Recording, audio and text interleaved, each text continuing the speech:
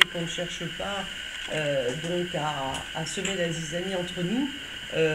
Par rapport au saut technologique que vous avez très bien expliqué, qui est le défi que nous avons à relever, au plan européen, on peut dire qu'à force d'obstination, d'opiniâtreté et aussi de persévérance, puisque je me souviens donc de l'annonce par Twitter qui a été faite par la commissaire à l'environnement et au climat de la liste en juillet, c'est-à-dire il y a moins de 6 mois, le projet ULCOS, tel que vous l'avez défini, était classé en 8e position, c'est-à-dire en dernière position, et n'avait quasiment aucune chance, absolument aucune, de voir le jour en juillet. Donc depuis juillet, beaucoup d'eau ont coulé sous les ponts. Ensemble, nous avons continué de batailler, à la fois au plan européen, plutôt, donc pour ma part, surtout au plan européen, et au plan gouvernemental.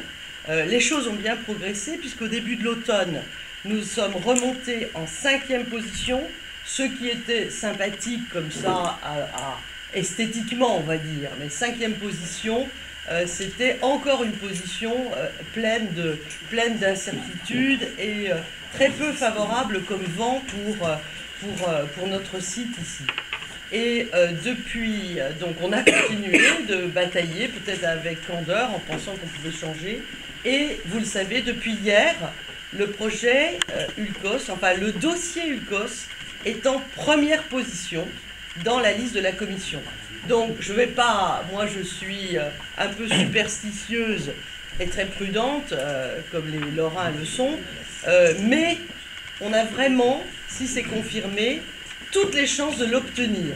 Et en fonction de ce que vous avez expliqué sur le saut technologique et de la question de monsieur, donc il se pose à nous une question de calendrier. Deuxième élément, concernant l'Europe,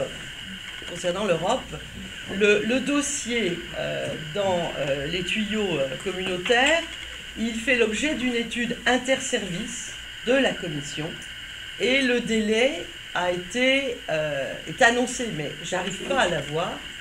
Et pourtant je ferraille, et j'ai vu Tajani la semaine dernière, j'ai eu le cabinet de Cogny et de Garde hier, ils restent flous sur la date, mais on peut être sûr qu'on aura la décision de l'Union avec cette ULCOS en première position, c'est un atout de maître dans notre jeu, avant la fin du mois de décembre. Donc je pense qu'il faut qu'on use notre énergie intelligemment et qu'on considère que la balle est dans notre camp, la France, et qu'il faudrait peut-être, et moi je me tourne vers les collègues députés de la majorité aussi, peut-être demander à ce qu'il y ait un délai de 15 jours, 3 semaines pour le repreneur, parce que nous étions tous unanimes pour dire que c'était de la folie douce de donner comme délai si peu de temps pour trouver le repreneur. Donc, est-ce que nous pouvons faire allier ensemble, maintenant qu'on est en pole position, comme on dit, au niveau de cette liste où on était vraiment très mal fagoté en juillet, donc on est premier, essayons maintenant de demander un délai qui est tout à fait logique. C'est tellement serré par rapport à un défi aussi redoutable que celui de la reprise. Moi, c'est ce que je propose comme stratégie, et je continuerai de batailler dans les affaires de Bruxelles pour qu'on essaie de réduire le délai, mais je suis très très content qu'on soit premier. C'était vraiment très très mal parti. Voilà. Voilà ma position. Il y a encore d'autres dossiers, notamment, vous n'avez pas, je crois, parlé de la Pologne, et il y a un dossier aussi en Italie, mais on est premier. Et il y a aussi un dossier aux Pays-Bas, vous en avez parlé. Il y a les 3 autres gros dossiers sont ceux-là. Et ça sera ma conclusion.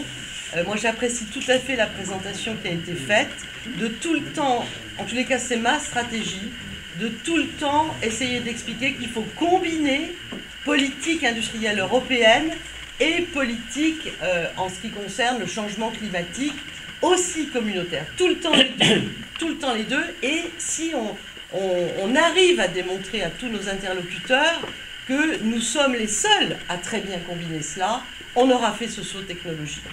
Voilà. Merci. Oui, moi